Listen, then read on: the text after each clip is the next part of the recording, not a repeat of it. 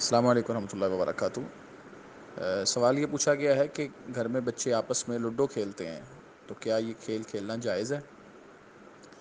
یاد رکھیں، شریعت کھیلنے سے منع نہیں کرتی، لیکن کھیل کے کچھ قواعد و ضوابط مقرر کرتی ہے، اور یہ تلقین کرتی ہے کہ جو بھی کھیل آپ کھیلیں وہ بامقصد ہونا چاہیے۔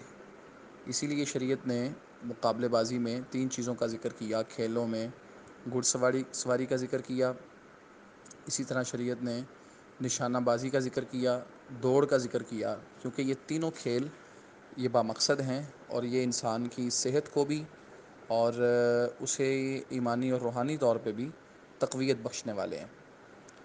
یہ جو کھیلیں ہیں، جس طرح لوڈو ہے یا ٹیبلز پہ کھیلی جانے والی گیمز جو ہیں، یا موبائل پہ سافٹ امیج میں کھیلی جانے والی جو گیمز ہیں، یہ بالکل بے مقصد اور بے معنی ہیں۔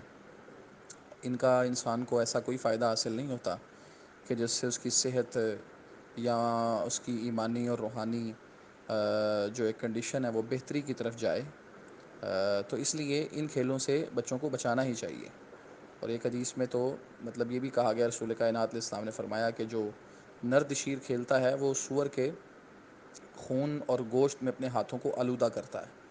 تو نرد شیر کی تشریح میں جو اہل لغت نے سب سے مناسب اور صائب بات لکھی ہے وہ یہی ہے کہ ہر وہ کھیل جو ٹیبل پہ کھیلا جاتا ہے، اس میں کیرم بورڈ ہے، اس میں لوڈو ہے، اس میں سنوکر ہے، اور اس میں دیگر چیزیں ہیں، تو اس اعتبار سے یہ کھیل کوئی مناسب نہیں ہے۔ کوشش کریں کہ اس سے بچوں کو بچائیں، ایسے کھیلوں کی طرف لگائیں جن کا ان کے جسم کو، ان کی روح کو کوئی نہ کوئی فائدہ ضرور حاصل ہو۔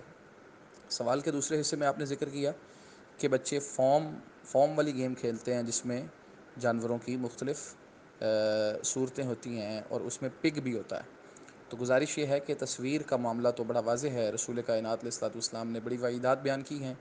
گو کہ آج کے علماء نے دعوت کے خاص مقصد کے پیش نظر کچھ اس کی رخصت اور اجازت کا فتویٰ دیا ہے، لیکن یہ چیز ذہن میں رہنی چاہیے کہ خام خواہ ایسی تصویر، ایسی مورتیاں کہ جو آپ کے بچوں کے کھیلنے کے لیے استعمال ہوں یا ویسے آپ گھر میں رکھیں، ان سے قطعی طور پہ اجتناب کریں، کیونکہ تصویر کی تعظیم تو بالکل بھی جائز اور درست نہیں ہے نا۔ اور دوسری بات یہ ہے کہ پھر جس طرح آپ نے ذکر کیا کہ اس میں حرام جانور جیسا کہ سور ہے، اس کی مورتی بھی ہوتی ہے، تو اس میں ایک تو پہلو تصاویر کی تعظیم والا ہے، دوسرا پہلو تصاویر کی موجودگی کا ہے۔ ان کی تصاویر کی موجودگی بھی یہ کسی طور صحیح درست نہیں ہے، اور تیسرا اس میں پہلو حرام جانوروں کی جو ایک قباحت ہے اور ان کی جو شناعت ہے، ان سے جو نفرت ہے، اس کے ختم ہونے کا بھی پورے کا پورا یہاں پہ امکان موجود ہے۔ قرآن مجید نے تو، حدیث نے تو ہمیں حرام جانوروں کی ایک سمجھنے کے دل میں ایک نفرت بٹھائی ہے کہ انسان ان کے قریب بھی نہ جا سکے۔ تو جب بچے ان چیزوں کو کھیلوں میں استعمال کریں گے اور رکھیں گے، تو پھر ان کے دل سے وہ نفرت اور وہ شناعت جو ہے وہ ختم ہوتی چلی جائے گی۔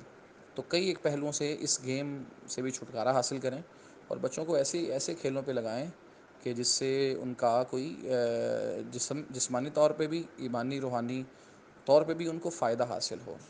تو اس طرح کی چیزوں پہ ان کو نہ لگائیں کہ جس کا ان کو الٹا نقصان ہو رہا ہو۔